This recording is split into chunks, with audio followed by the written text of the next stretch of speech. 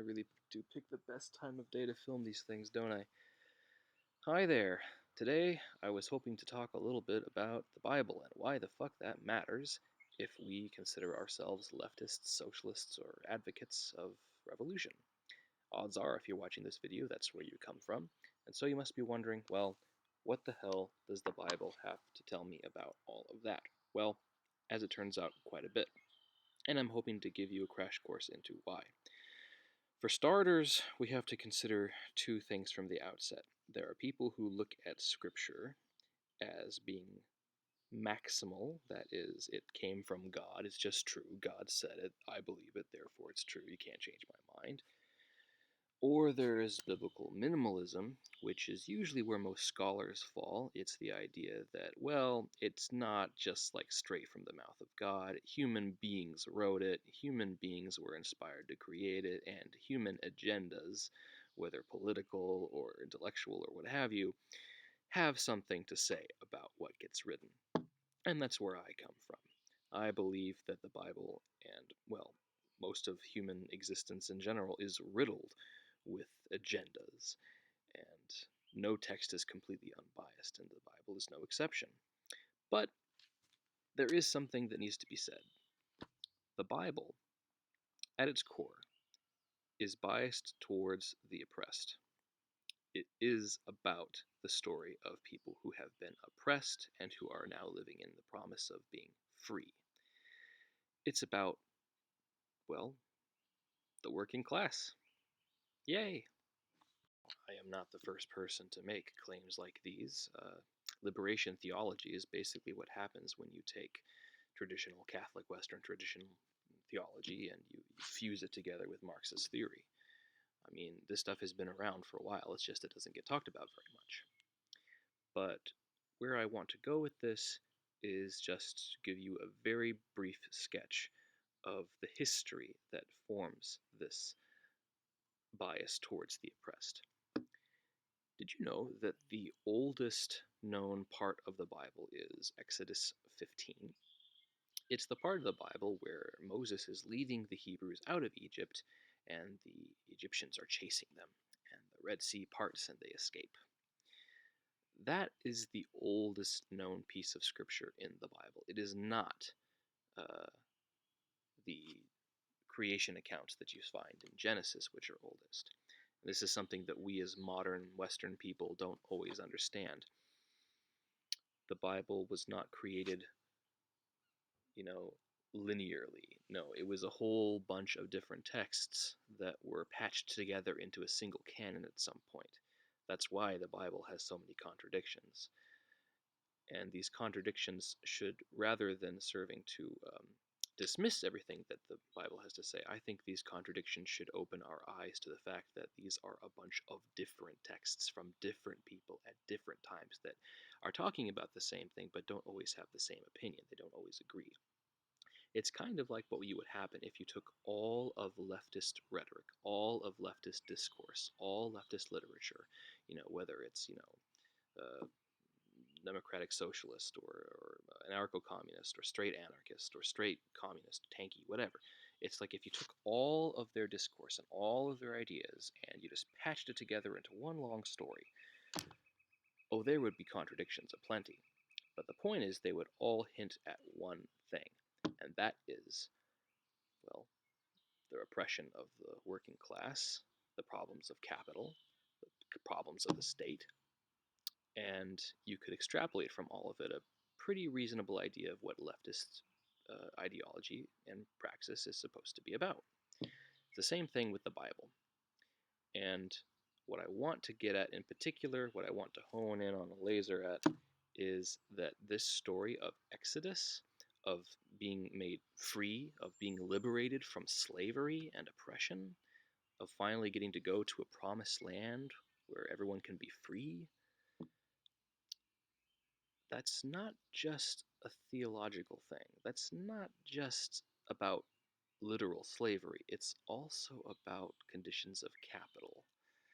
Let me explain what I mean. Short of it is that there are several theories as for where the Israelite or Judahite people appeared in history. They were Canaanites. Now, according to Joshua and a lot of the patriarchal texts, the Bible is saying, "Oh no, no, they are not. They are not Canaanites. They're not from around here. They came from somewhere else, and they were enslaved by the Egyptians, and then they escaped, and then they conquered the Canaanite land as promised." Well, for starters, there's not a whole lot of evidence of such conquest. Now, it's true that in the Bronze Age there was a really wide, well, collapse that happened. Extra Credits History has a very excellent series on that, and I recommend you check it out. Um, but the long and short of it is that, well, the end of the world happened, and a lot of the cities on the Mediterranean seaboard were sort of class reliant. It was mostly dependent on slave labor. They were very top heavy, very hierarchical, and aristocratic. And when the end came, for a number of different reasons, well, suddenly there were a lot of dissatisfied people who didn't really have much reason to stick around in the crumbling cities and revolted or left. And a lot of them fled east to what we now know as Palestine.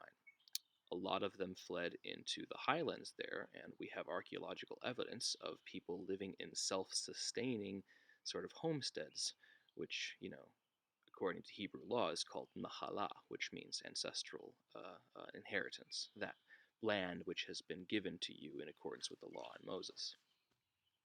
So it's interesting. There's a story there, isn't there? The city states collapse, the people who were slaves flee, and the earliest story in the Bible that we can date is the story of Exodus, fleeing from Pharaoh and the Egyptians, crossing the Red Sea. The Exodus is such an important theme in Hebrew scripture precisely because it's at the core. It is the initial experience. It was a big deal. This was the end of the world. This was an apocalypse. And so the working class picked up their things and they left. And the law of Moses was originally put down in such a way as to promote people having a portion of land that they owned, that they could live off of, that would never be sold, that could never be just given away or taken. Land that would always belong to you and your descendants. Land that you would never be compelled to till at the behest of a master. A classless society. A classless agrarian society. That is what a lot of ancient Hebrew scripture is wanting to return to. Because, unfortunately, as history tells us, it didn't remain a classless agrarian society. As time and industry advanced, people began to see the value in taking Nahala land and using it exclusively for the production of commodities that could be sold abroad. Olive oil, for example, was a big industry at the time. And there is a long and sad history of something called latifundialization, which is a fancy word for what happens when money slowly but surely takes away land from the peasantry and appropriates it for its own uses. And fun fact, a lot of the biblical prophets, such as Amos, are speaking out directly against this. There's a very interesting book on this that I want to talk to you about later, but for now, this is just broad strokes.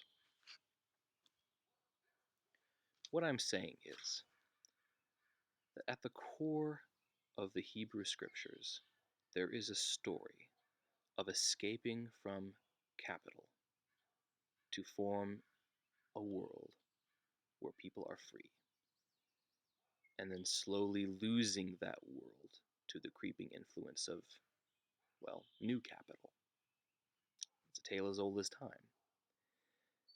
This should be very useful to us as leftists when we want to consider what religion means for our movement. And hopefully, if you stick around with me, I want to give you more details. Enough rambling. I really hate when I ramble, but I don't like scripting things. It just feels too dead. maybe one of these days I'll just read from my notes. I kept very good notes in these classes, and, well, they're generally more organized than I am. So, have a nice day.